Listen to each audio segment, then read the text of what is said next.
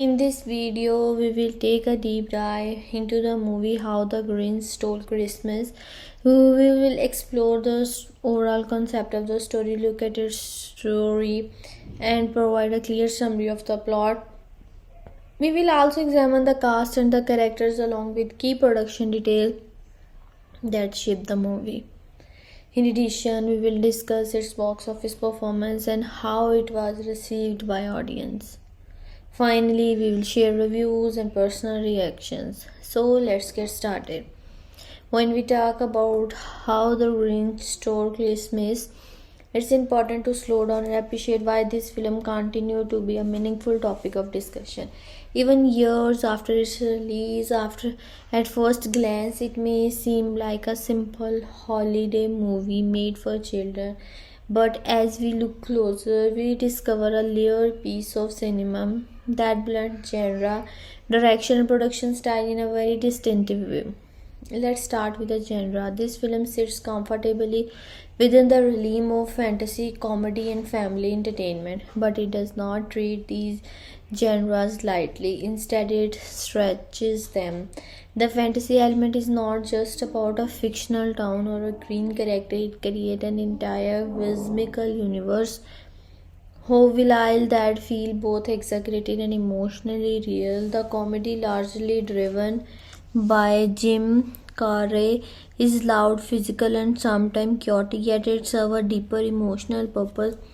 Beneath the jokes and exaggerated expression, there is a quiet sadness, a loneliness that define the Grinch as more than just a comic figure. This blend of humor and emotional depth is what elevates the movie beyond a typically family film.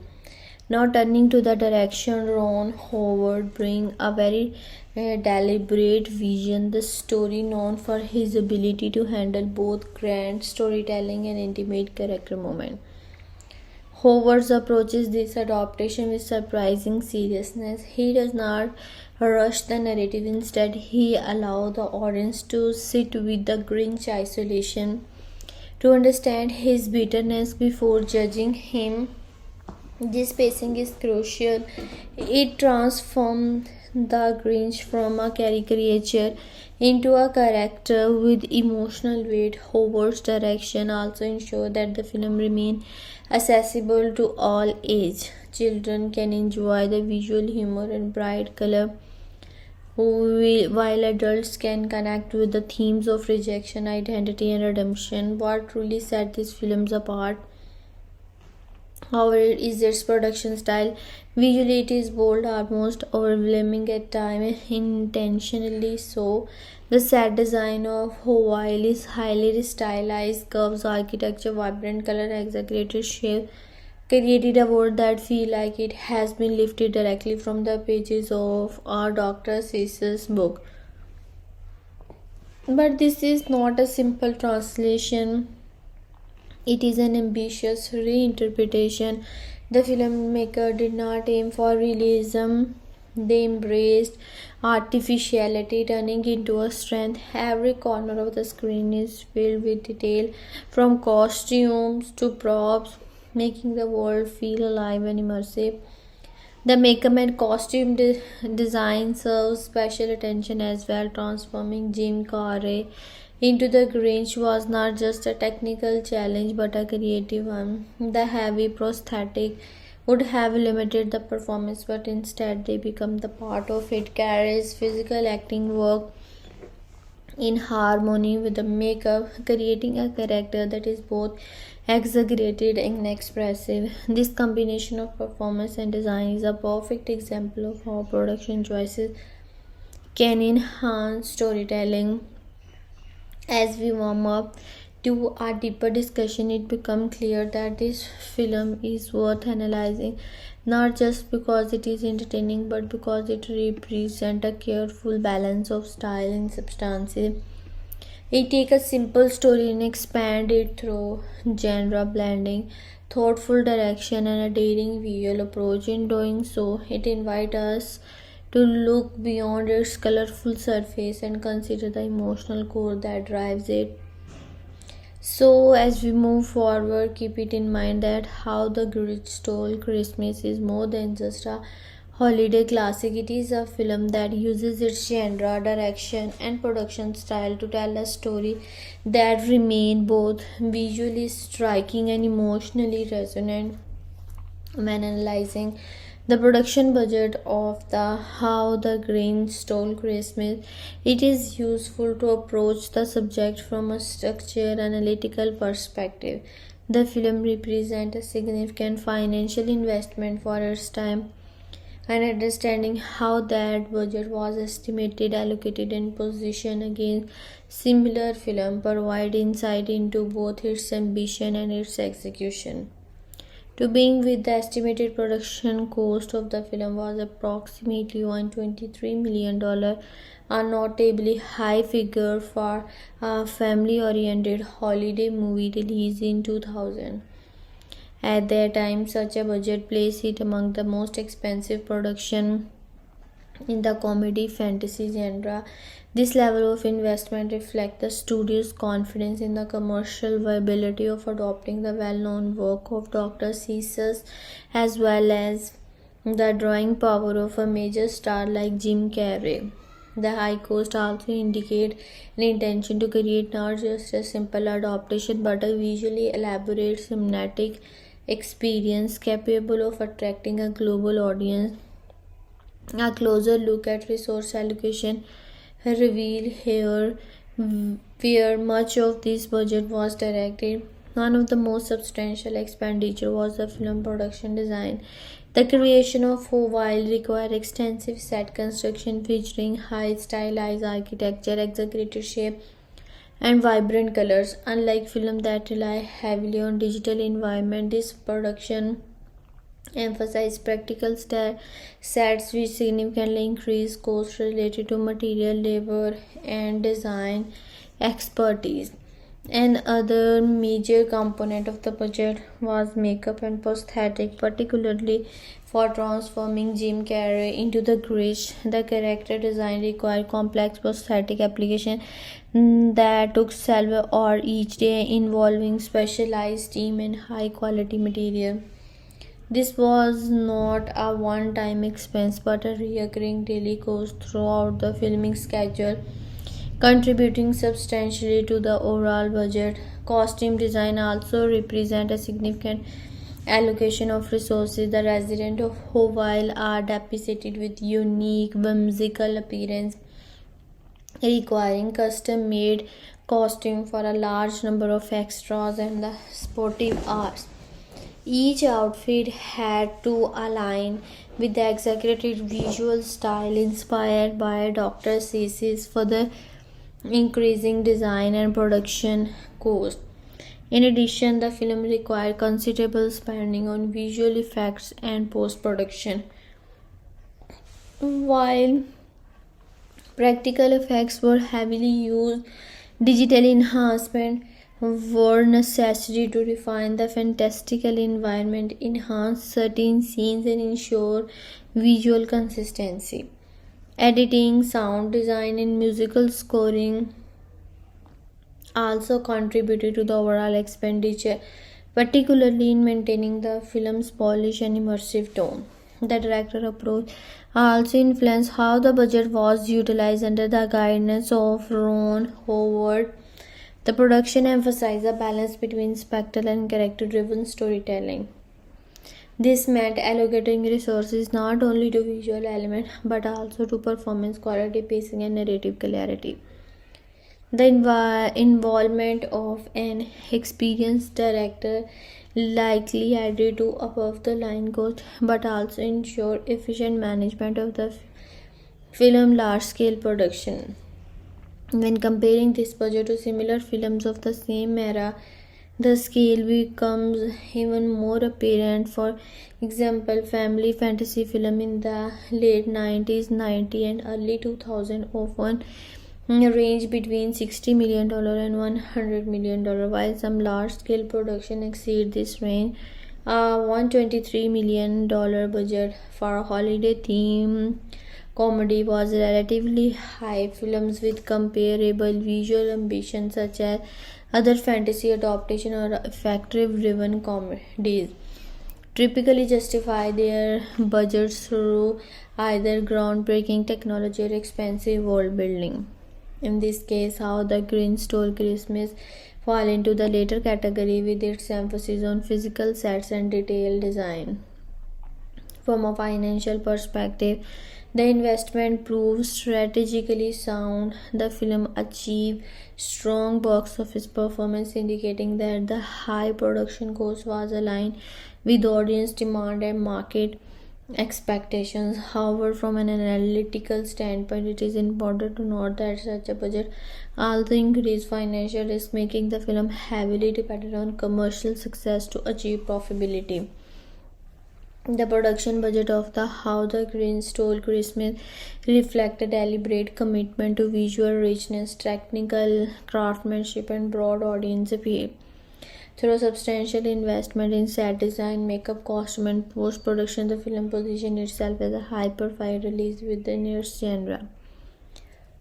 When compared to the similar film of its time, its budget stand out as both ambitious and indicative of the studio's confidence in the project's potential. When discussing the genre and the overall mood of the How the Grinch Stole Christmas, it becomes clear that the film operates as more than a straightforward family comedy.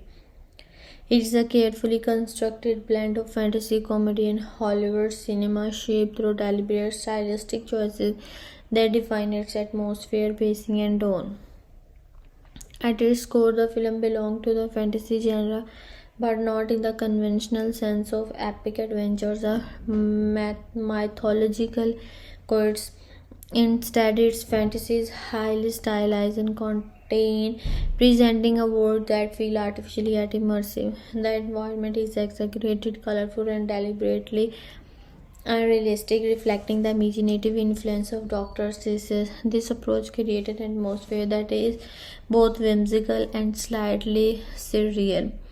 The visual design leaned heavily into curved line, oversized structure, and vibrant palettes, giving the setting a storybook quality that defined the film's identity from the very first frame. At the same time, the movie strongly embraces comedy, particularly physical and exaggerated humor. The performance style, driven largely by Jim Carrey, introduce a high energy, almost elastic quality to the film's tone. The humor is not subtitled, it is loud, expansive, and often chaotic. However, this comedy clear is not isolated, it exists alongside a more subdued emotional undercurrent, creating a tonal contrast that prevents the film from feeling one dimensional. The result is a genre blend where humor and emotional depth coexist rather than complete. The overall mood of the film is dynamic and intentionally fluctuating. On the surface, there is a festive and playful atmosphere, supported by bright lighting, elaborate costume, and energetic musical element. This creates a sense of excitement and spectacle that align with traditional holiday film. However, beneath this surface lies a contrasting mood that is more than introspective and at times slightly somber. This duality is essential to the film's tone. It allows moments of quiet reflection to exist within an otherwise vibrant, energetic framework. In terms of atmosphere, the film relies heavily on its visual and auditory design. The set construction is dense and with detail, ensuring that every scene feels visually active. There is little empty space. Instead, the frame is filled with textures, colors, and movement. This creates a sense of immersion but can also feel intentionally overwhelming, reinforcing the heightened reality of the film's work. The sound design and musical score further enhance this atmosphere, alternating between playful, whimsical tones and softer, more restrained composition that subtly shift the emotional register. The pacing of the Film is another key element in shaping its mood. It does not maintain a consistent rhythm throughout. Instead, it alternates between fast-paced, energetic sequence and slower, more deliberate movement. The quieter segments are characterized by rapid dialogue, physical comedy, and visual exaggeration, contributed to a sense of momentum and excitement. In contrast, the slow moments allow the film to pause and create space for emotional notes. This variation in pacing prevent monotony and keep the audience engaged on multiple levels. The tone of the film is perhaps its more complex feature. It balances irony, stare, and sincerity in a way that reflect the director's approach. Under the direction of the Ron Howard, the film avoids becoming overly cynical or exclusively sentimental. Instead, it maintains a careful equilibrium. The exaggerated visuals and comedic element introduce a layer of playful irony, while the quieter moment around the film is genuine emotion. This tonal balance ensures that the film remains accessible to a wide audience, appealing to both children and adults. Stylistically, the films make bold choices that reinforce its gender identity. The heavy use of prosthetic, elaborate costume, and practical set design contribute to a tactile, almost theatrical quality rather than relying entirely on digital effect. The film emphasizes practical physical craftsmanship, which enhances its visual authenticity. Despite its fantastical setting, this commitment to practical design align with the overall aesthetic, making the world feel cohesive and intentional. How the Grinch Stole Christmas achieve a distinctive genre and the mood through its fusion of fantasy and comedy, supported by a richly detailed atmosphere, varied paces, and carefully balanced tone. Its stylistic choices, ranging from visual design to performance style, work together to create a cinematic experience that is both visually striking and emotionally layered without relying on narrative element to define its impact. Before watching the film, audience tend to arrive with a very specific set of expectations shaped by its source material, its genre positioning, and the creative figure involved.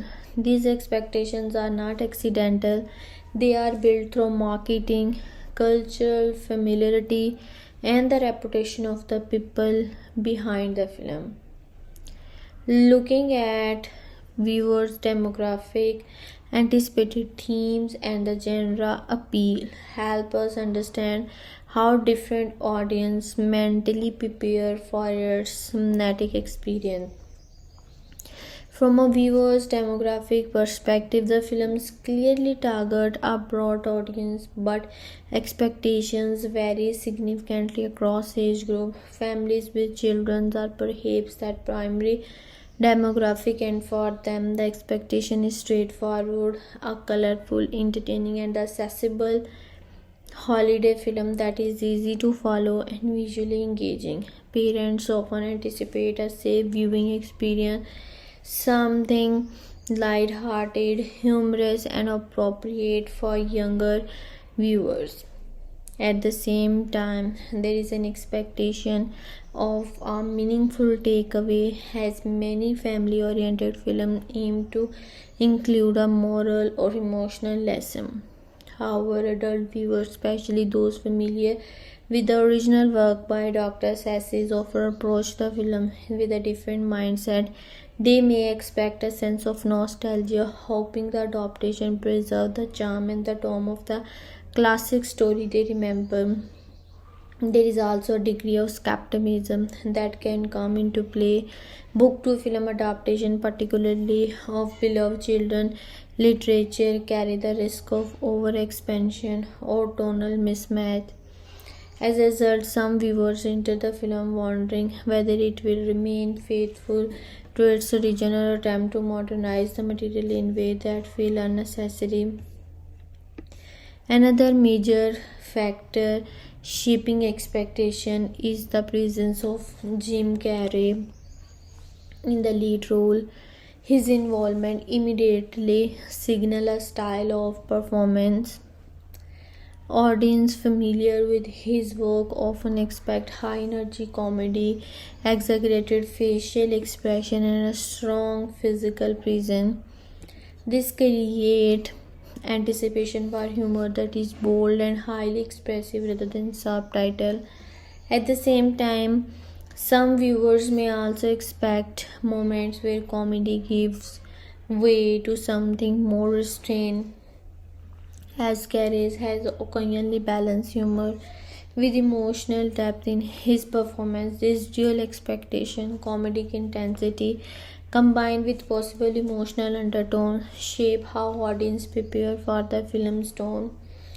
The influence of Ron Howard also play a role in forming expectations. Known for his polished and accessible storytelling style, Howard brings a sense of reliability. Viewers may anticipate a film that is well structured, visually cohesive, and broadly appealing. His involvement suggests a certain level of professionalism and narrative clarity which can reassure audience who might otherwise be uncertain but how such a stylized story will be handled. At the same time, some may expect a slightly more grounded emotional approach beneath the visual of the film extravagant. In terms of anticipated theme, audience often expect the film to explore ideas commonly associated with Hollywood cinema, holiday cinema. These might include concepts such as community, generosity, emotional connection, and personal transformation. Even without knowing specific detail, viewers generally assume that the film will carry a positive energy, as this is a hallmark of both the genre and the original source material.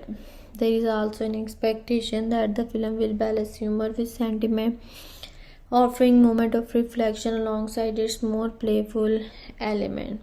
For genre fans, particularly those who enjoy fantasy and family comedies, expectations are shaped by familiarity with similar films.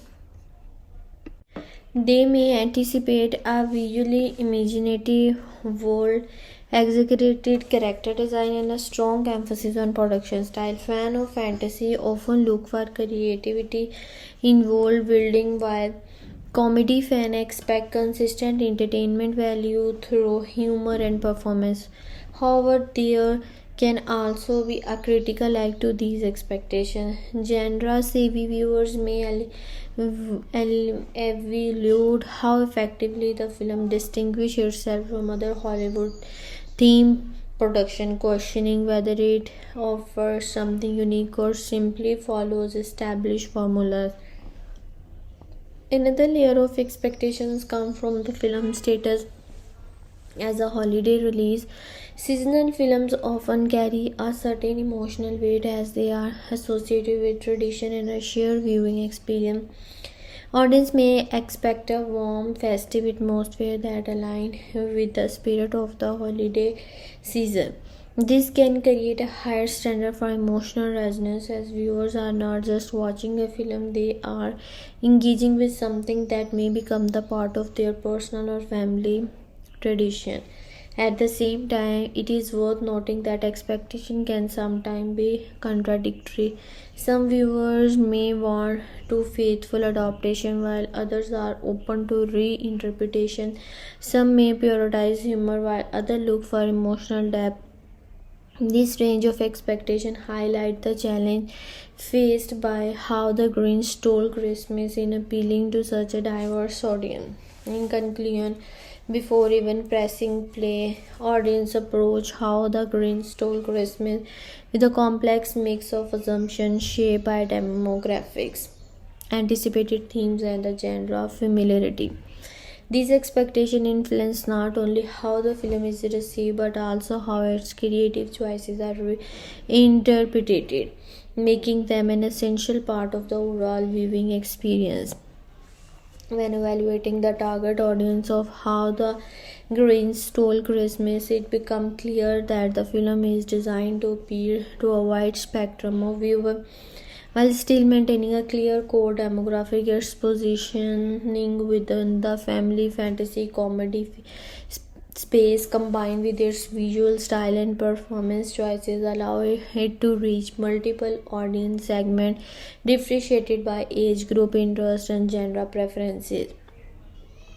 Starting with the age group, the primary target audience is children, particularly those in the range of approximately 6 to 12 years old.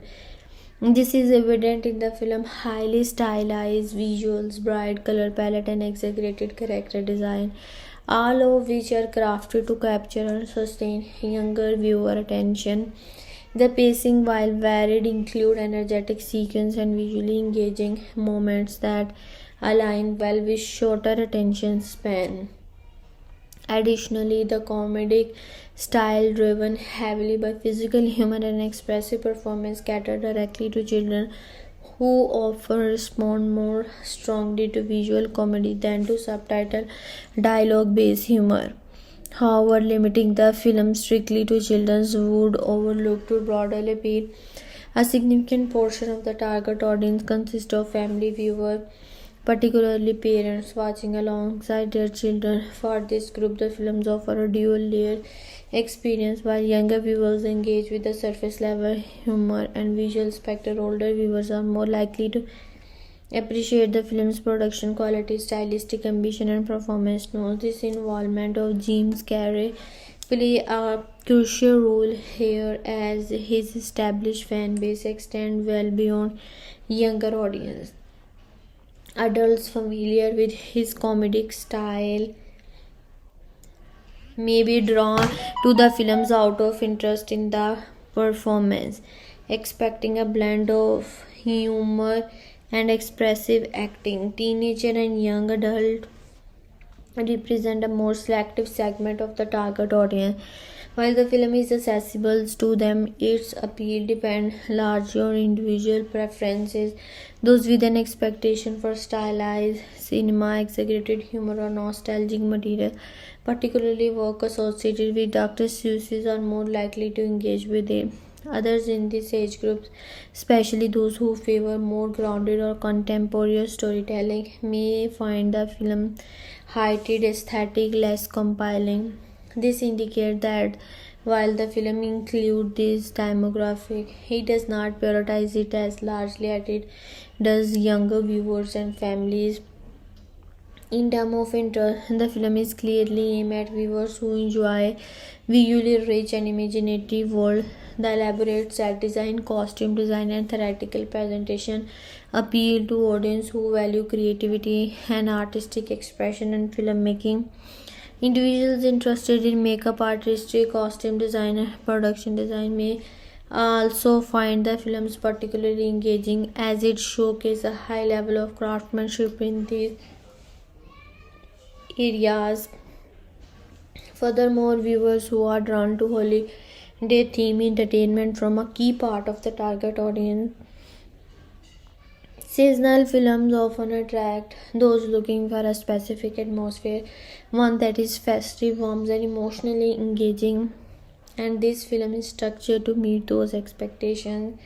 Another important interest group include fan of character-driven performance. The central performance by Jim Carrey is highly distinctive, rely on physicality, voice modulation, and expressive moments. Viewers who appreciate this style of acting are more likely to connect with the film as the performance is a defining element of its overall appeal. At the same time, those who prefer understated or minimalistic acting style may find the approach less aligned with their taste, indicating that the film targets a specific performance preferences. Looking at genre preferences, the film is primarily tailored for audiences who enjoy fantasy and comedy, particularly when these genres are presenting in a family friendly format. Fans of fantasy are likely to appreciate the imaginative setting and stylized world building, while comedy enthusiasts may be drawn to the film's energetic and exaggerated humor. However, the film's tone suggests a preferences for a light-hearted and accessible entertainment rather than complex or dark narrative. This position it firmly with the realm of mainstream, broadly appealing cinema. The influence of Ron Howard also shaped the target audience. His reputation for creating polished, wildly accessible film suggests an intention to reach as many viewers as possible without alienating any particular group. As a result, the film avoids niche or experimental elements that might limit its appeal, instead focusing on clarity, consistency, and visual engagement. In conclusion, How the Grinch Stole Christmas is primarily made for children and family, while also extending its reach to adult and selective younger audience through its visual style, performance approach, and thematic accessibility. Its target audience is defined not only by age but also by interest in imaginative storytelling, festive entertainment, and expressive comedy, as well as preferences for fantasy and family oriented genres. When considering the emotional experience promised by How the Grinch Stole Christmas, it is helpful to think that it as a carefully layered journey rather than a single consistent feeling. The film is designed to guide viewers through a range of emotions, combining surface level entertainment with deeper emotional undertone. This balance between mood, themes, and intended impact shape how the audience connect with the film as both immediate and lasting level. Starting with mood, the film presents a highly dynamic emotional atmosphere. On the surface, it offers a lively, colorful, and then playful tone. The exaggerated visual style combined with energetic performance, particularly from Jim Carrey, create an environment that feels vibrant and expressive. This outward mood is designed to engage viewers quickly, drawing them into world that feel active and emotionally charged. There is a sense of theatricality in the way emotions are presenting with humor and exaggerating, playing a central role in maintaining a light and entertainment experience. However, beneath this bright and animated surface lie a more subdued emotional layer. The film carries an undercurrent of introspection, lying moment of stillness and emotional contrast of emerge. This duality is essential to its overall mood rather than maintaining a constant level of cheerfulness. It introduces subtitle shift that create depth and variation. The result is an emotional landscape that feels more complex than a typically family comedy, offering viewers the opportunity to reflect as well to enjoy. In terms of themes, the film is structured around ideas that are broadly relatable and emotionally accessible. It emphasizes concepts such as belonging, emotional connection, and personal growth. These themes are not presenting in a heavy and woven into the film's tone through stylistic and performances of the film. The film invites viewers to consider how emotions are shaped by experience and how perspective can influence one's sense of connection to others. Another important thematic element is the contrast between external expression and internal feeling. The film often juxtaposes outward energy through humor, color, and movement with quieter emotional undertone. This contrast encouraging viewer to look beyond what is immediately visible and what to engage with the emotional depth beneath the surface. It is a subtitle but effective way of adding complexity of what might otherwise be perceived as a straightforward, light-hearted film. The intended emotional impact of the film is both immediate and lasting. In the short term, it aims to entertain and uplift. The humor, visual style, and pacing are all designed to create a sense of enjoyment and engagement, making the viewing experience accessible and appealing to a wide audience. Viewers are meant to feel assumed, visually stimulated, or and emotionally involved, even at a surface level. At the same time, the film's seasonal context contribute to its intended impact.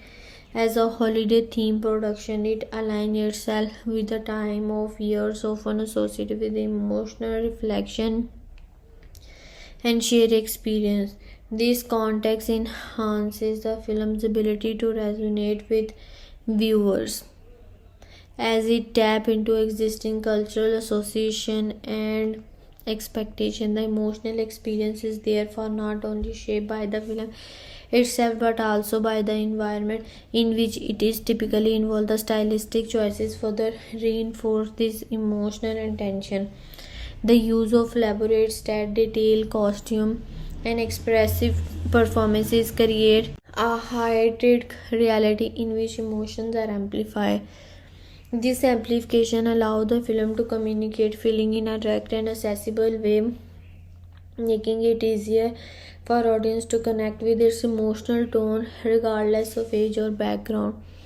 In conclusion, how the Grinch Stole Christmas promises an emotional experience that blends vibrant entertainment with thoughtful introspection.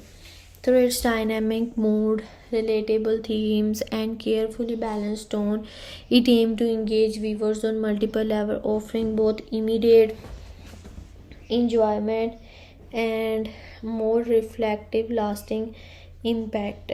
At its core, how the Grinch Stole Christmas presents a story concept that operates less as a sequence of events and more as an exploration of emotional and social ideas. The film's foundation lies in its ability to translate simple thematic elements into a broader reflection on human experience. Through abstract framing, the narrative can be understood as an examination of isolation, perspection, and transformative potential of emotional connection. One of the most prominent themes is the idea of belonging versus exclusion. The film engages with the psychological space occupied by individuals who perceive themselves as separate from a collective identity. This separation is not merely physical but deeply emotional, rooted in how individuals interpret their place within a community.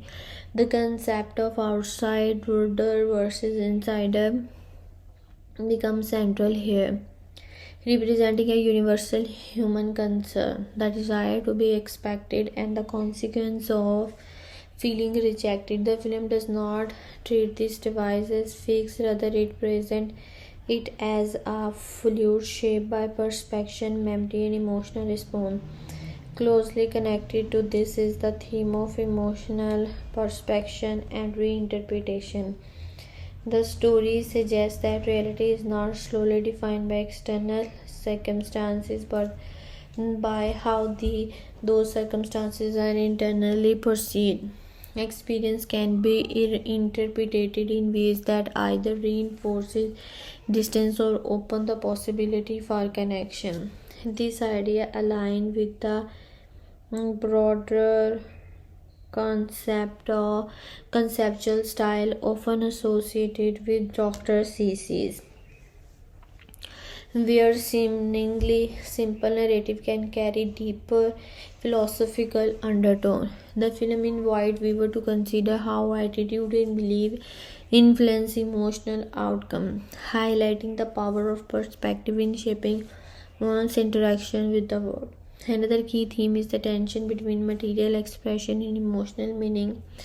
The film explored how external symbols, objects, rituals, and visible display are often used to represent deeper emotional state. However, it cautions whether these symbols are essential or merely secondary to the feeling they aim to express. In terms of story concept, the film can be understood as a symbolic representation of emotional barriers and their dissolution. The central conflict is not defined by external action but by an internal resistance to connection. This resistance manifests as a form of emotional defense, protecting the individual from perceived harm while simultaneously reinforcing isolation. The narrative structure revolves around the gradual weakening of this defense, illustrating how openness and vulnerability can lead to a reconfiguration of one's emotional state. The concept also engages with the idea of contrast as a narrative device. Opposing emotional states such as detachment and warmth, cynicism and sincerity are placed in tension with one another, creating a framework through which the film's themes can be explored. This contrast is not simply binary, it exists on a spectrum, allowing for nuance and complexity.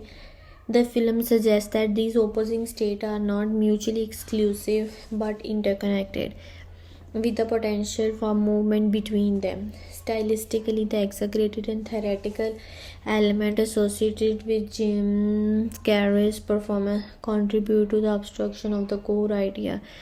The heightened expression and physicality serve to externalize internal emotions, making abstract concept more visible and accessible. This stylistic concept reinforces the film's conceptual framework as it translates psychological state into tangible, observable form. Ultimately, the core idea of how the Grinch stole Christmas revolves around the possibility of redefining one's emotional reality. It prevents a vision in which isolation is not an endpoint but a condition that can be transformed through shift in perception, empathy, and openness. By framing its theme in an abstract and symbolic manner, the film transcends its surface level simplicity, offering a narrative that speaks to fundamental aspects of human experience and how we see ourselves and how we relate to it and how those perceptions can change over time. The central conflict of how the Grinch stole Christmas is best understood not as series of external events but as an ongoing tension between opposing emotional state, value system, and way of interpreting the world. At its core, the conflict operates within a framework of internal resistance versus external harmony, creating a layered structure that unfolds both psychologically and socially rather than focusing on action. The film conflict is rooted in perception, identity, and moral choice. One of the most significant aspects of this conflict lies in a moral dilemma surrounding emotional withdrawal versus participation.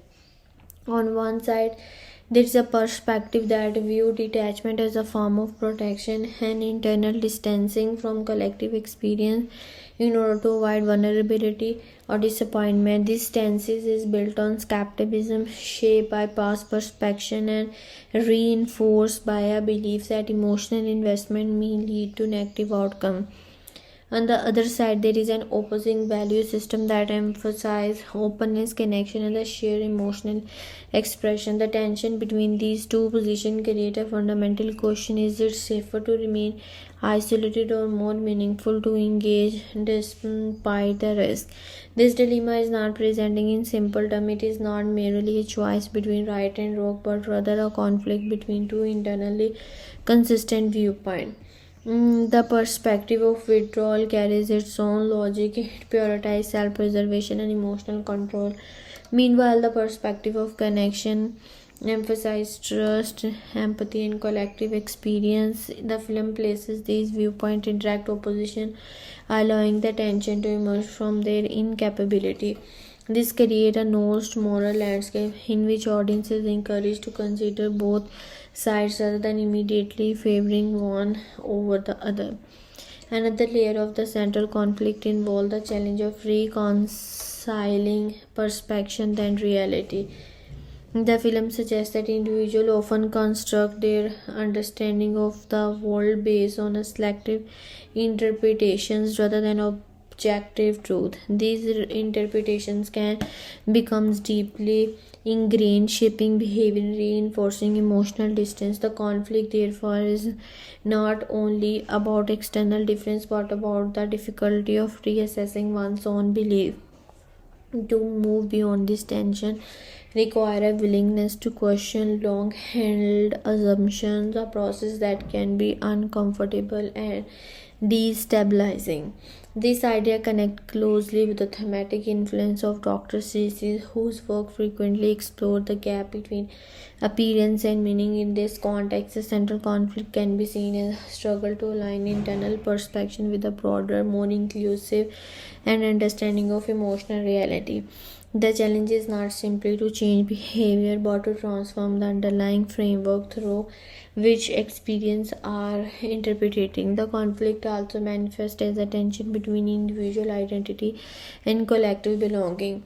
On one level, there is a desire to maintain a distinct sense of self, defined in opposition to other. This form of identity is often built on contrast, emphasizing difference rather than similarity. On another level, there is the pull toward inclusion, which requires a degree of adaptation and emotional openness. The challenge lies in balancing these two forces, preserving individuality while also participating in a shared emotional space.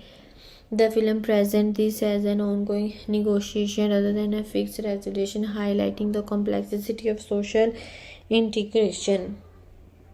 A further dimension of the conflict involves the contrast between external expression and internal authenticity. The film raises questions about the very relationship between visible reactions and genuine emotional state. It suggests that outward display, whether celebratory, communal, or symbolic, may not always reflect deeper emotional truth.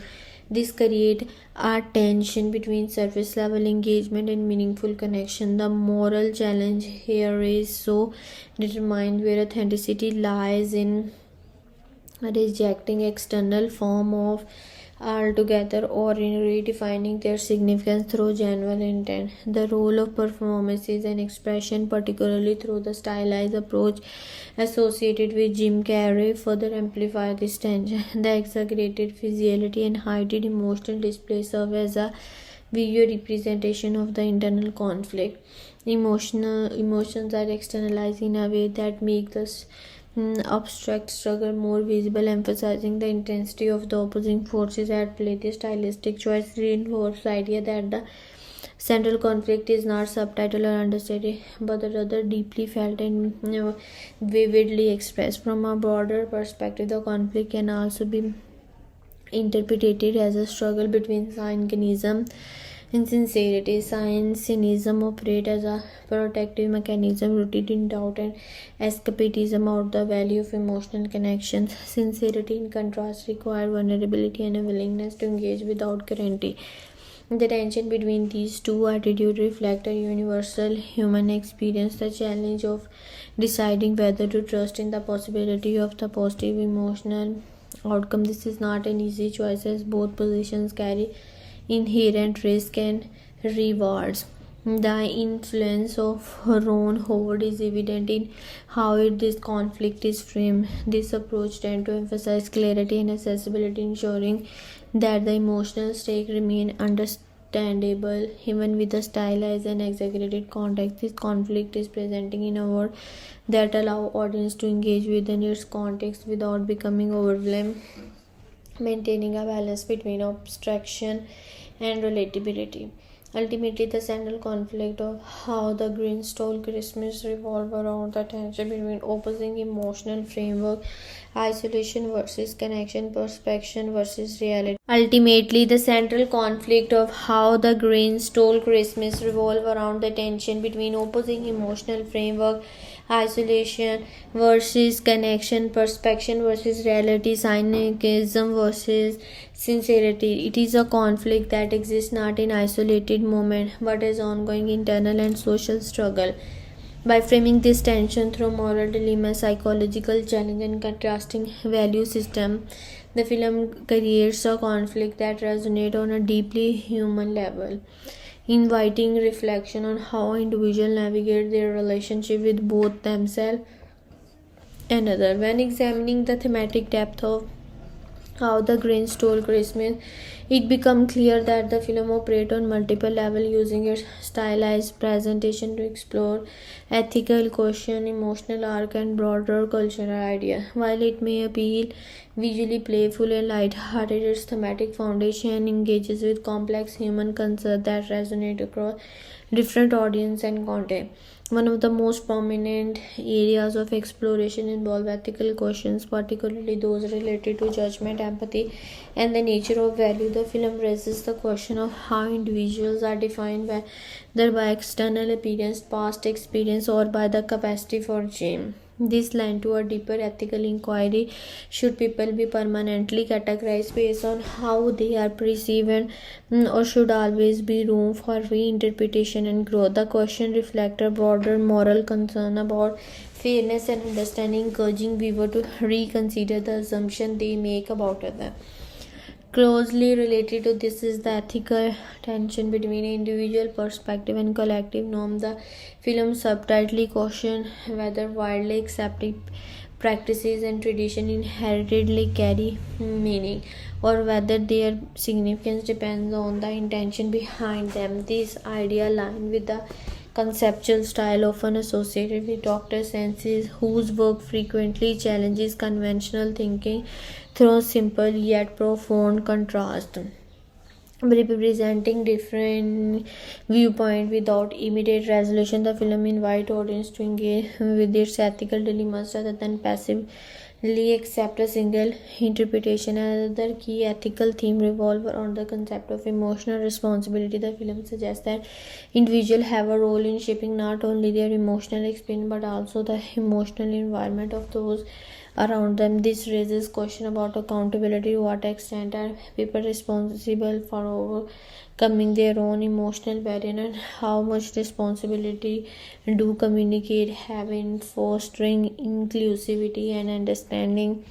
The tension between personal accountability and social influence add complexity to the film's thematic structure. Moving to emotional arc, the film explores the progression from emotional detachment to openness. This arc is not presenting as a simple or linear transformation, but rather as a gradual shift influenced by changing perspective and experience. The emotional journey reflects a broader human pattern, the movement from guardedness to vulnerability. This transition is significant because it highlights the difficulty of change. Emotional barriers are not easily dismantled, and the process required both internal reflection and external interaction. The expressive performance style of Jim Carrey plays an important role in conveying these emotional arcs. His exaggerated physicality and vocal delivery externalize internal state, making abstract emotion more tangible. The stylistic approach allows the audience to engage with emotional shift in a direct and immediate way, even when those shifts are conceptually complex. The result is an emotionally experience that feels both heightened and accessible.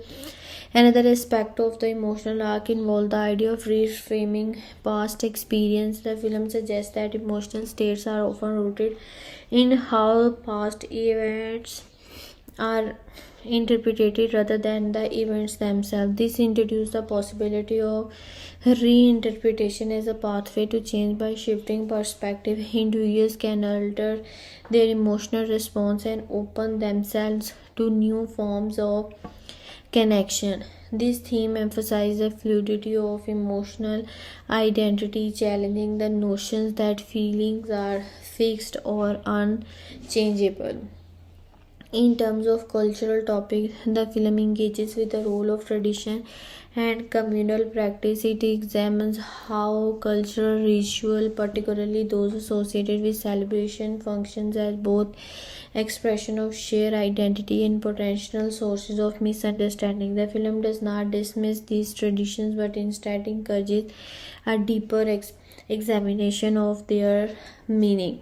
It suggests that cultural practice gain significance not from their form alone but from the emotional and social context in which they are experienced. This cultural exploration is further shaped by the directorial approach of Ron Howard, who balances spectacle with emotional clarity. His style ensures that the film thematic content remain accessible while still allowing for interpretative depth. The emphasis on visual richness and performances-driven storytelling create a framework in which cultural and emotional ideas can be explored simultaneously. Another important cultural theme is the tension between conformity and individuality. The film presents a world in which collective identity play a significant role, raising question about how individuals navigate their place with such a system.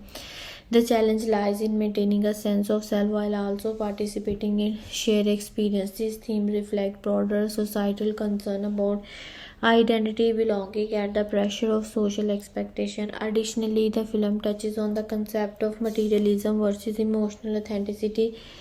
It explores how external symbols, object decorations, and visible expression can sometimes overshadow the deeper emotional meaning they are meant to represent. This does not result in a rejection of material culture, but rather a re-evaluation of its purpose. The film encourages viewers to consider whether true value lies in intangible item or in the emotions and connection those ideas are intended to signify.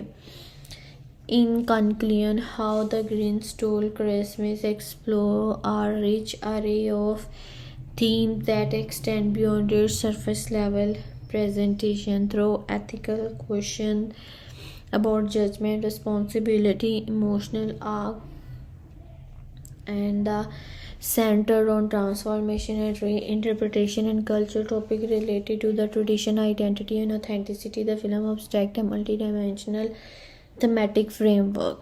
These elements work together to create a narrative that is not only entertaining but also intellectually and emotionally engaging, inviting audience to reflect on fundamental aspects of human experience.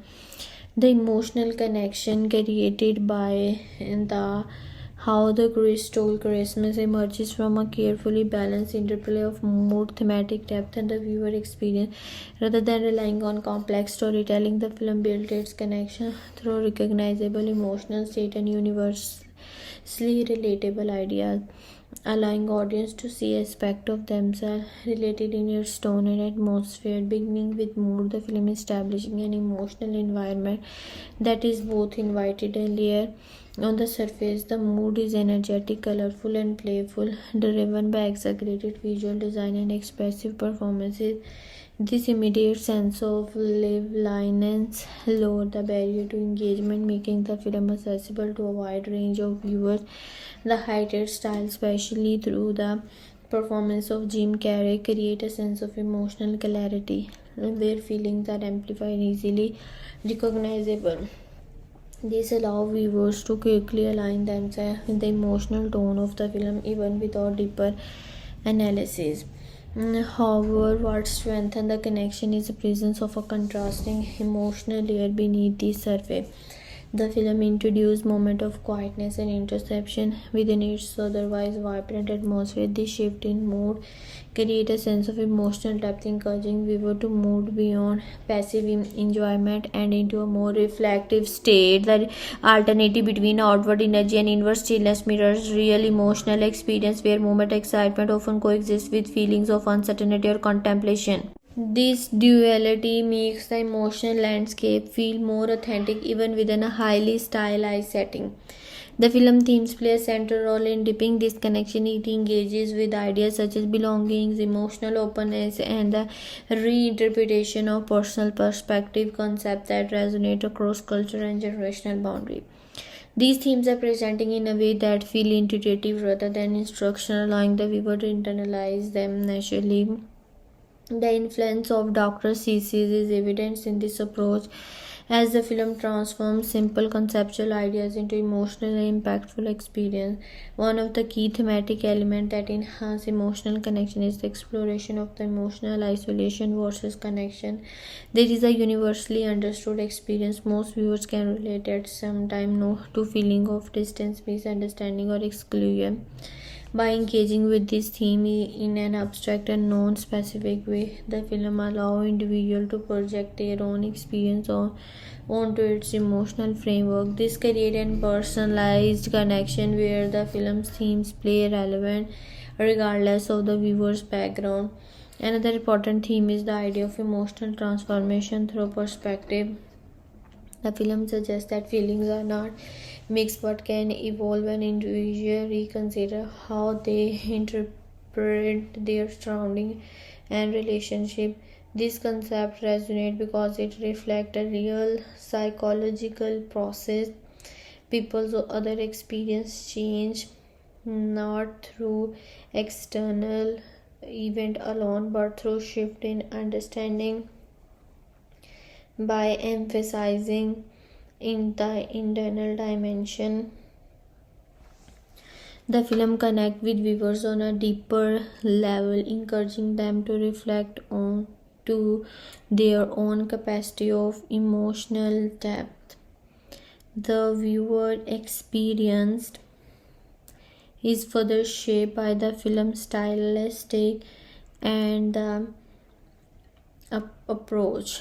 The viewer experience is further shaped by the film's stylistic and directorial limit. Under the guidance of the Rome, however, the film maintains a balance between accessibility and emotional law. The storytelling is structured in a way that allows audience to engage at their own level. Younger viewers may respond primarily to the visual humor and the exaggerated expression, while older viewers are more likely to engage with the underlying emotional theme.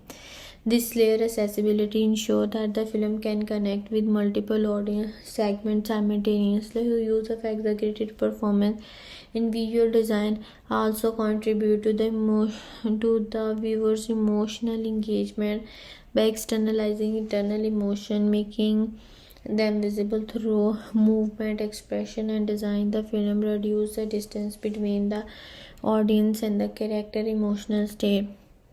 This technique makes abstract feeling easier to understand and relate to, particularly for younger viewers who may not yet have the vocabulary to articulate complex emotion.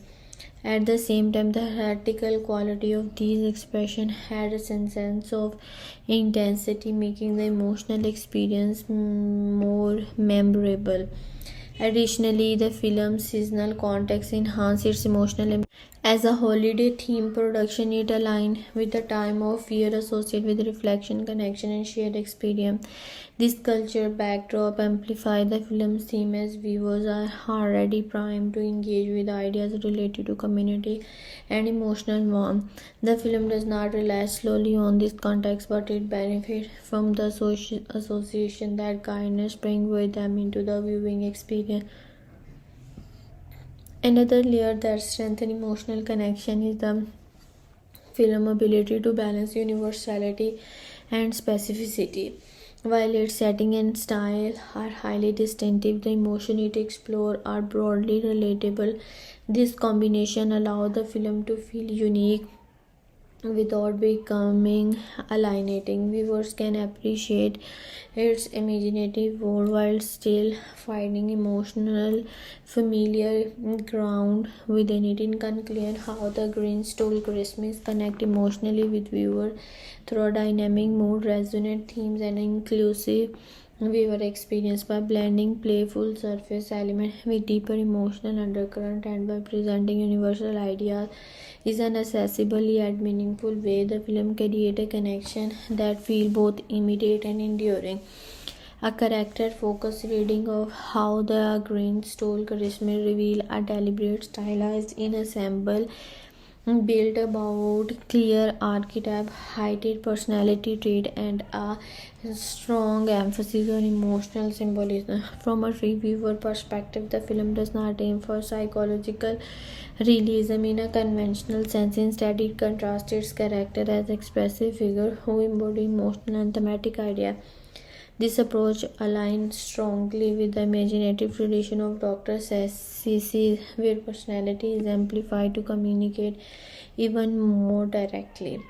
Now we talk about and understood the main character through the lens of the outsider archetype portrayed by the Jim Carrey. This figure is defined by an intense combination of cynicism, defensiveness, and sarcasm and suppressed vulnerability. What stand out in a critical sense in how these personality traits are externalized rather than being subtitle or internal. They are performed with exaggerated physicality and vocal expression, turning emotional state into visible behavior. This create a character who feel larger than life yet still grounded in recognizable emotional pattern.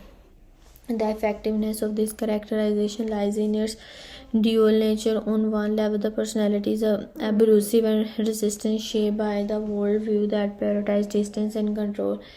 On another level, there is a clear indication of emotional complexity. Beneath that surface, the tension between these traits, between rejection and unspoken desire for connection, give the character a layer quality. As a viewer, one might note that this balance prevents the role from becoming purely comedic or purely dramatic. Instead, it exists in a space where humor and emotional depth reinforce each other. Opposing Opposing the central presence is a secondary figure representing the innocent idealistic archetype, most clearly embodied by Sandy Liu Hu. This character is defined by traits such as empathy, sincerity, openness, and emotional clarity. Unlike the granted and reactive nature of the outsider figure, this personality operates from a place of curiosity and acceptance. The contrast is intentional, sharply drawn, creating a clear emotional counterpoint. From a critical standpoint, this character functions less as a source of conflict and more as a stabilizing emotional force. This simplicity of the personality is not a weakness but a stylistic choice. It reflects a perspective that is unburdened by cynicism, allowing for a direct engagement with emotional truth, while the characterization lean toward idealization. It effective because it provides a clear thematic anchor. The traits associated with this archetype, kindness, patience, and openness, serve to highlight the rigidity and efficiency of the central figure without requiring overt confrontation.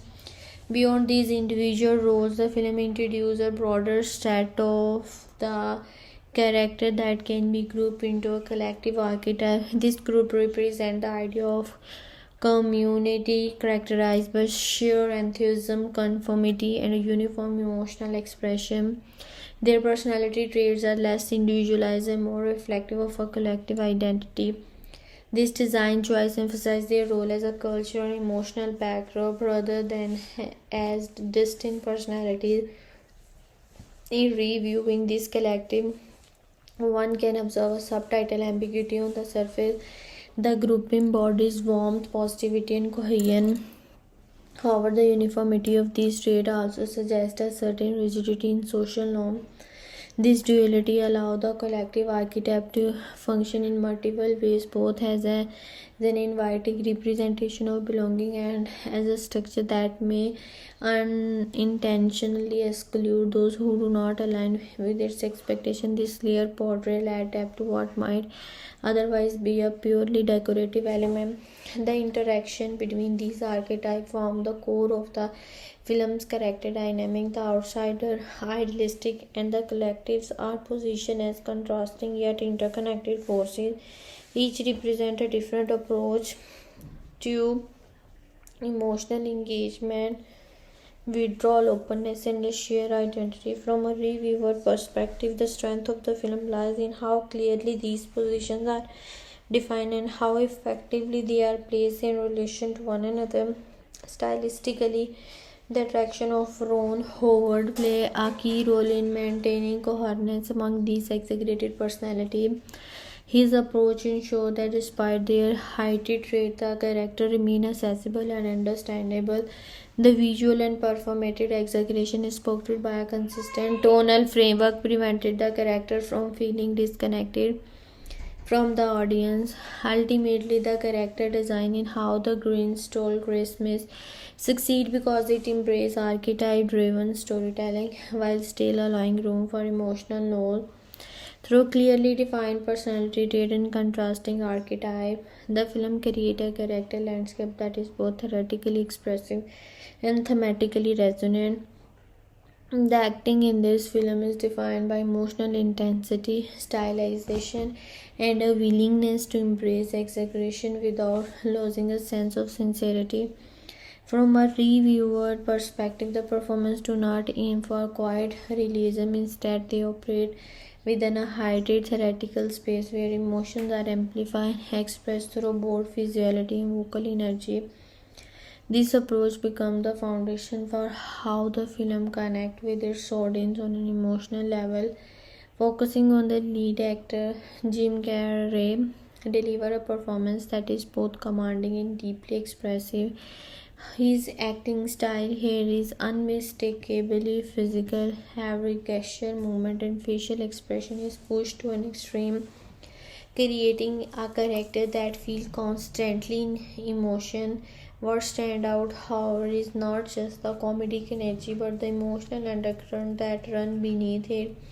Carrey manages to convey a wide spectrum of feeling through exaggerated behavior, turning that would have been a purely comedic role into something more layered. From an emotional standpoint, his performance captures a sense of internal conflict without relying on subtlety. Instead, the emotions are externalized, almost theatrical in their delivery. This makes them immediately accessible to the audience, particularly younger viewers, while still offering enough depth for older audience to interpret underlying meaning. The balance between humor and emotional vulnerability is where the performance finds its strength. It never fully settles into one mode, and this constant fluctuation keeps the portrayal engaging. Turning to the supporting cast, the performances are intentionally stylized to match the film's visuals and tonal design.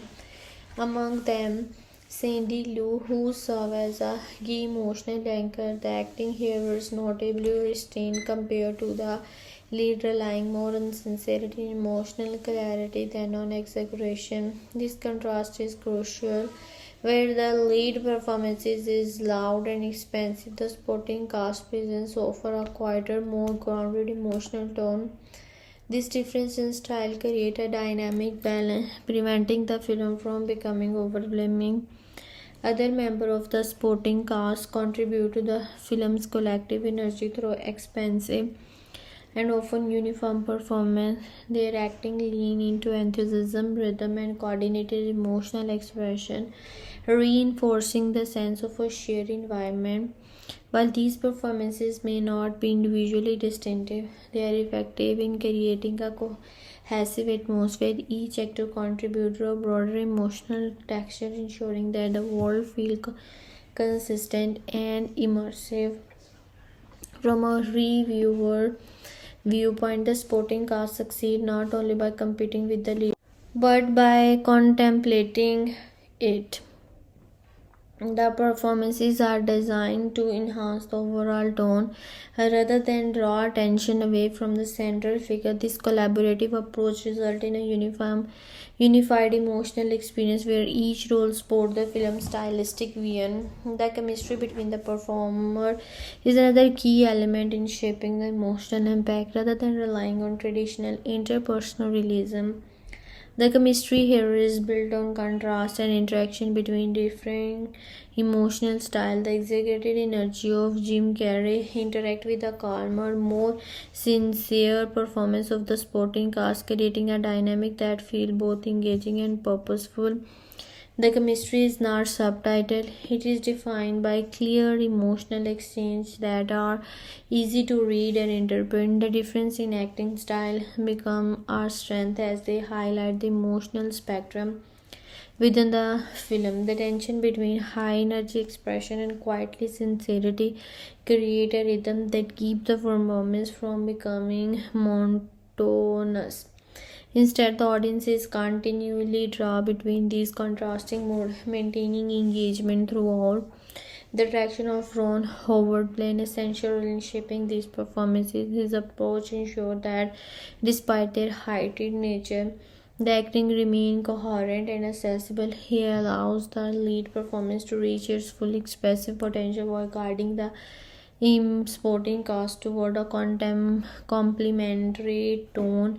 This balance is crucial in maintaining the emotional clarity within a highly stylized environment.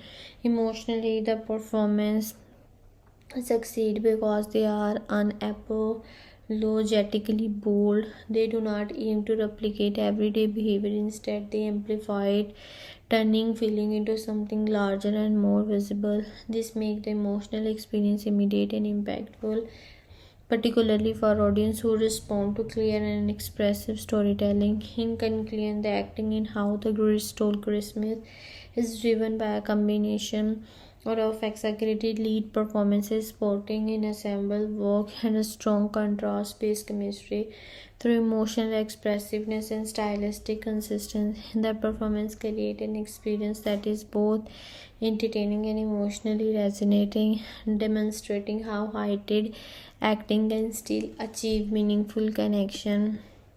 When discussing realism and character depth in How the Grinch Stole Christmas, it becomes clear that the film does not pursue realism in a traditional sense.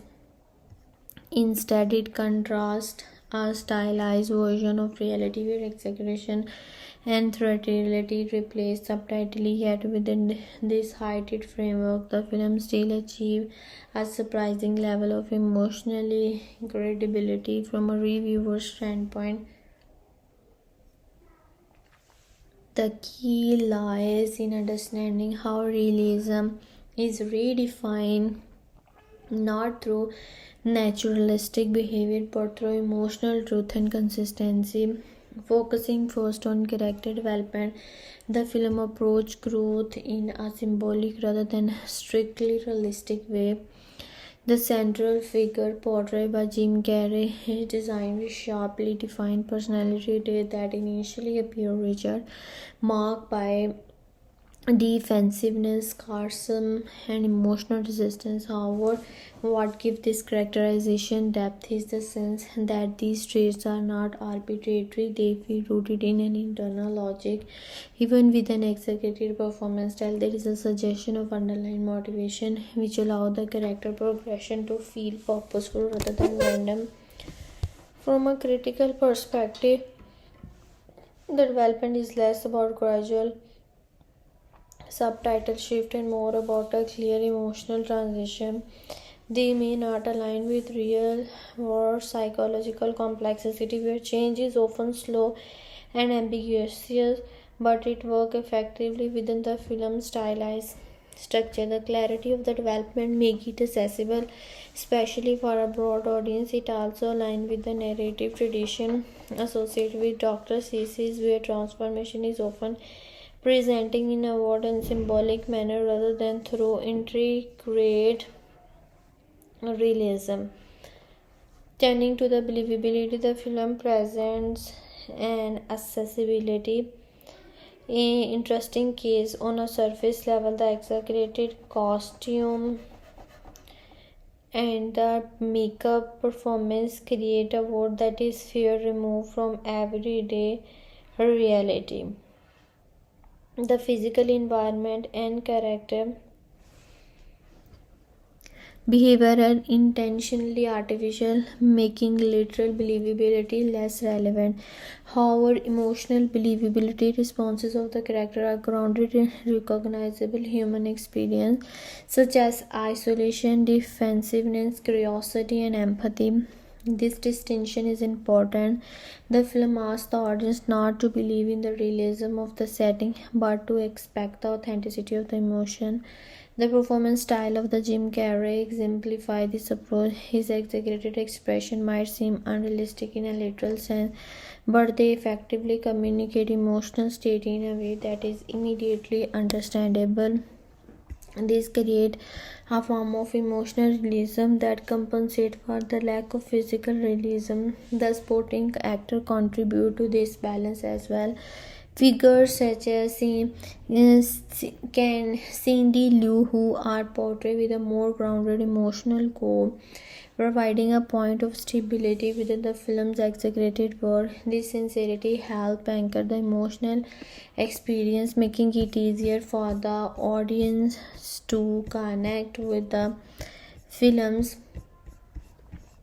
and broader theme. This contrast between the heightened and restrained performances enhances overall believability by offering multiple points of entry for the viewer. Examining emotional range, the film demonstrates a wide range of feeling through they are often expressed in amplified form. The emotional palette include humor, irritation, warmth, curiosity, and introspection are presenting with a level of intensity that matches the film's visual style. What stands out is the way these emotions are externalized instead of being internal and subtitled. They are made visible through physical movement, vocal shift, and expressive gesture. From a reviewer perspective, this approach has both strength and limitation. On one hand, it ensures that the emotions are clear and accessible, making the films particularly effective for younger audience or those who prefer direct storytelling. On the other hand, it can reduce the sense of noise that comes with more understated performance. The emotional range is broad, but it is not always deeply layered in a conventional sense. Instead, it prioritizes clarity over complexity. The direction of Ron Howard play a crucial role in maintaining coherence within this emotional framework. His approach ensures that despite the exaggerated element, the character remain consistent in their behavior and emotional responses. This consistency is key to preserving a sense of internal realism. Even if the world itself is fantastical, the character operates according to understandable emotional rule.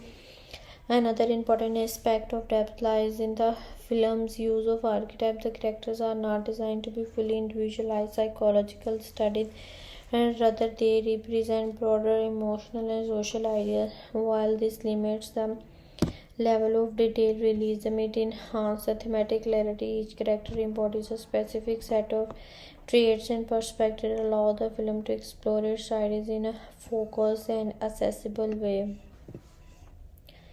How the Grinch Stole Christmas, in conclusion, achieve a unique balance between stylization and emotional authenticity.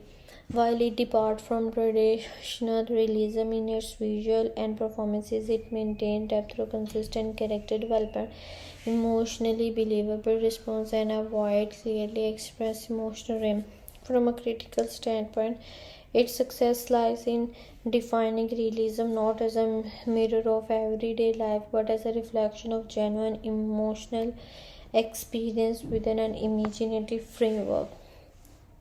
The production budget of the film reflected a deliberate investment in large-scale visual design and performance-driven filmmaking. From an analytical standpoint, the film sits with a higher budget range for family-oriented cinema of its time, with an estimated cost of approximately $120 to $125 million.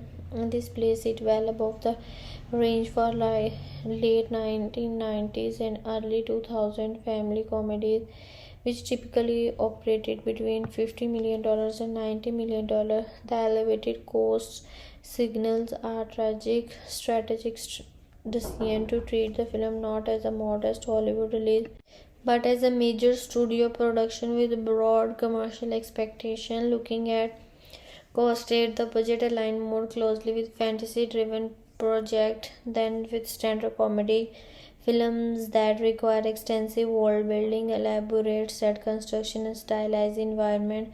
Often approached or exceeding the $100 million mark during that period. In this context, how the film can be positioned alongside other high concept adaptations that prioritize visual identity, large scale production design. The cost range reflects not only the ambition of the project but also the technical demand involved in translating a highly distinctive illustrative style associated with Dr. Sessions into a live action format. A significant portion of the budget was allocated to resource allocation, particularly in areas related to the physical production. Set design represented one of the largest expenditure. The film relies heavily on practical environment rather than fully digital one, requiring the construction of detailed stylized set with curved architecture, vivid color scene, and intricate texture. This approach increased cost in terms of material labor and design coordination but contributed to a cohesive visual aesthetic. Another major area of spending was makeup and prosthetics, especially for the transformation of Jim Carrey. The character design required complex prosthetic applications, specialized material, and extending preparation time for each day of filming. This was not a one-time cost but a recurring expense throughout. Practical makeup rather than fully digital character creations added both to the authenticity of the performance and to the overall budget. Costume design also play a critical role in resource allocation. The film features a large number of characters with distinct and highly stylized appearance requiring custom built costume on a significant scale. These costumes were not only numerous but also detailed, contributed to higher costume and fabrication costs. Additionally, the need for consistency across extras and supporting roles increased the overall expenditure in this category. Post production and visual effect accounted for another portion of the budget, while the film emphasized practical effect. Digital enhancement were necessity to refine the visual presentation, ensure continuity, and support certain stylistic elements. Editing, sound design, musical composition further contributed to the total cost, reflecting the film intention to deliver a polished and immersive viewing experience. The involvement of Ron Howard also influenced budget distribution. As an established director, his participation likely increased above the line costs, including salaries and production offset. However, his experience contributed to efficient resource management, helping to balance the film ambition, visual goal with structured execution. In considering other similar films, the budget of the film can be compared to other fantasy or family-oriented productions that rely on extensive design work. While some contemporaries invested heavily in digital effects, the film continued to the prioritizing practical effect and practical craftsmanship. The coast range situated the films among higher-end family and fantasy projects of its era, while resource allocation highlights a focus on practical effects, cell construction, and detailed costume work compared to the similar film. Its budget underscores a commitment to creating a distinctive and immersive environment even at a higher financial cost. The domestic box office performance of the film can be understood as a strong example of how the strategic release timing and a broad audience appeal and recognizable source material combine to generate sustained commercial success within a specific region. In this case, the region referred primarily to the United States and the Canada, where the film achieved the majority of its initial financial impact. Within this domestic market, the film earned approximately $260 million, placing it among the highest grossing release of its year. This figure is particularly notable when considered against its production budget, as it indicates a high level of audience engagement and repeat viewership. From an analytical standpoint, the performance reflects not just initial curiosity but also sustained interest over several years. This is a key indicator of strong audience reception in the domestic market. One of the defining factors behind the This success lies in audience trends, especially those associated with seasonal viewing habit. The film was released during the holiday period, a film when audience tend to seek out family-oriented entertainment that can be enjoyed across multiple age groups. This seasonal alignment significantly boosted its accessibility and relevance. Holiday films often benefit from repeat attendance as family revisit theater together, and this pattern likely contributed to the film extended box office presence. Another important trend involved the appeal of familiar intellectual property. The association with Dr. Seuss provide a built-in level of recognition, particularly among American audience who were already familiar with the original material. This familiarity reduced the barrier to entry for viewers, making the film an attractive choice for both parents and children. In addition, the casting of Jim Carrey added further draw, as his popularity in the domestic market at the time contributed to audience interest across different demographics. From a behavioral perspective, the film performances also reflect the importance of multi-generational appeal. Unlike niche release that target specific age group, this film attracted children, teenagers, and adults simultaneously. Its broader audience base increased ticket sale potential and helped remain consistent attendance beyond opening weekend. The combination of visual spectacle, recognizable humor play a role in sustaining this wide appeal. When considering other comparison, the domestic earning of How the Grinch Stole Christmas stand out within the context of similar films from the same era. Family comedies without strong seasonal ties or established source material often perform at lower level domestically, even within the Hollywood genre. Not a film achieved comparable financial success. This position the film as a leading example of how brand recognition and timing can elevate a release beyond standard expectation. In comparison to the other high budget family films of the early 2000s, the domestic gross aligned with the top tier performance, particularly those that combine strong marketing with recognizable character or story. While some fantasy-oriented films rely heavily on international market to achieve profitability, the film demonstrated a particularly strong domestic foundation, indicated that its primary audience base was highly concentrated within North America. The direction of Ron Howard also played a role in shaping audience expectation, contributed indirectly to box office performance. His reputation for delivering accessible and polished film likely increased audience confidence among viewers, encouraging audience among these seeking reliable entertainment during the holiday season. From a financial analysis perspective, the domestic box office success significantly offset the film's high production costs. Strong earning in this region reduce the level of reliance on international market and ancillary revenue streams such as home media and merchandise. This is an important consideration, as not all high budget film achieve sufficient domestic return to ensure profitability.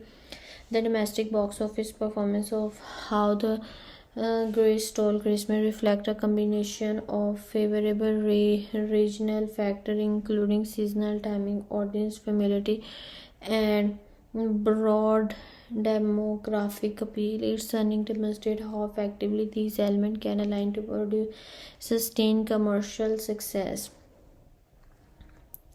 with a specific market, particularly when supported by recognizable creative influence and strategic release positioning. The international box office performance of the film presents a more nose picture compared to its strong domestic success. While the film performed solidly outside North America, its international earning approximately $85 million, but noticeably lower than its domestic total. This difference highlights the importance of regional familiarity, cultural context, and marketing effectiveness when evaluating global reception. Looking first at the region, the film performance varied significantly across the international market. English-speaking territories such as the United Kingdom, Australia, and the Canada show relatively stronger engagement. These regions share a closer cultural connection to the source material created by Dr. Seuss, making the film more immediately recognizable and accessible. In contrast, non-English speaking regions, including part of Europe, Asia, and the Latin America, demonstrated more moderate performance level.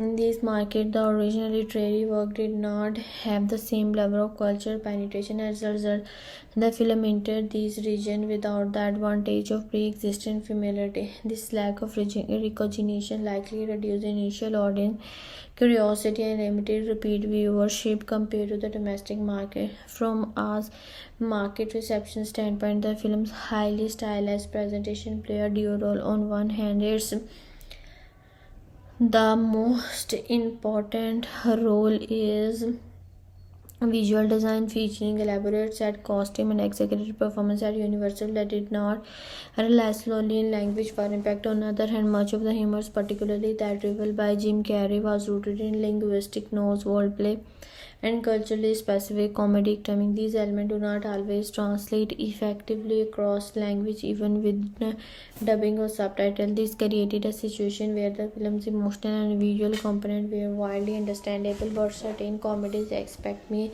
have lost effectiveness in translation.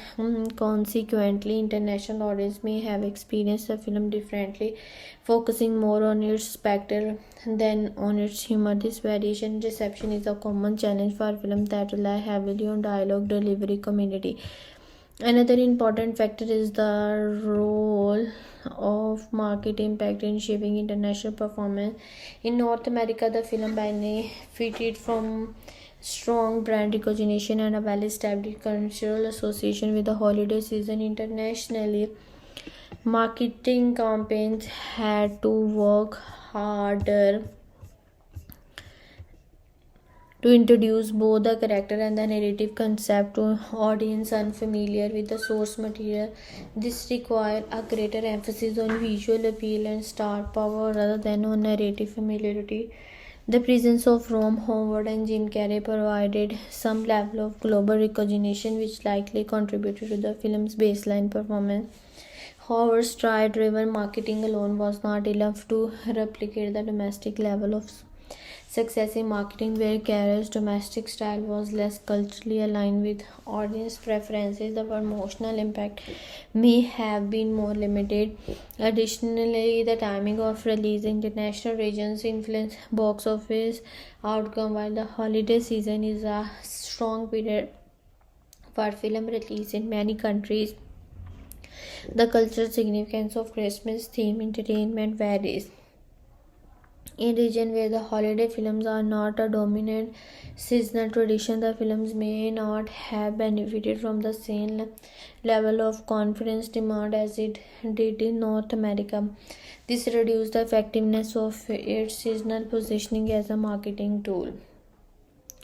Now, the worldwide financial profile of this film can be understood through a combination of total gross earning, cost recovery threshold, and the broader ecosystem of revenue stream that support profitability. When domestic and international box office figures are combined, the film reached a worldwide gross of roughly $345 million, $350 million. This places it firmly within the category of commercial successful studio release of its era, particularly within the family fantasy segment. Looking first at the audience, the film's earnings reflect uneven but meaningful engagement across different regions. North America contributed the majority of revenue, while international market added a supplementary but smaller portion. This distribution indicate that the film's core appeal was strongest in regions with culture familiarity tied to the source material of Dr. Seuss, while the other market contributed incremental gains